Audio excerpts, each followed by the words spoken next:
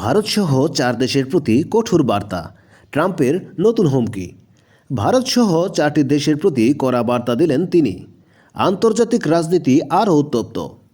সাম্প্রতিক সময়ে যুক্তরাষ্ট্রের সাবেক প্রেসিডেন্ট ডোনাল্ড ট্রাম্প ভারত, চীন, রাশিয়া এবং ব্রাজিলকে সরাসরি কঠোর হুমকি দিয়েছেন। তিনি বলেছেন, যদি এই দেশগুলো মার্কিন ডলারের বিকল্প মুদ্রার চালু চেষ্টা করে, তাহলে তাদের জন্য অপেক্ষা করছে ভয়াবহ শাস্তি। ওয়াশিংটনে রিপাবলিকান গভর্নর্স অ্যাসোসিয়েশনে দেওয়া এক ভাষণে ট্রাম্প বলেন, ব্রিক্স রাষ্ট্রগুলো আমাদের ডলার ধ্বংস করতে চেয়েছিল, কিন্তু আমি তা হতে দেব না। ব্রিক্স জোটের দেশগুলো হল ব্রাজিল, রাশিয়া, ভারত, চীন এবং দক্ষিণ আফ্রিকা।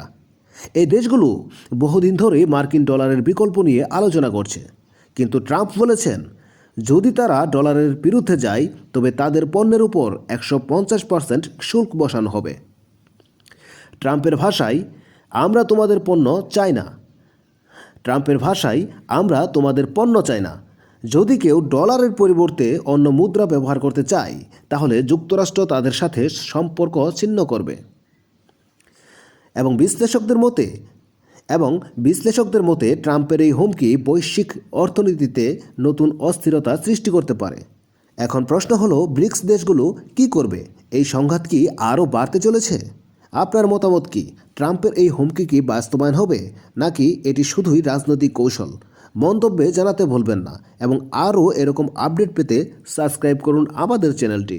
ধন্যবাদ সবাইকে। আসসালামু আলাইকুম।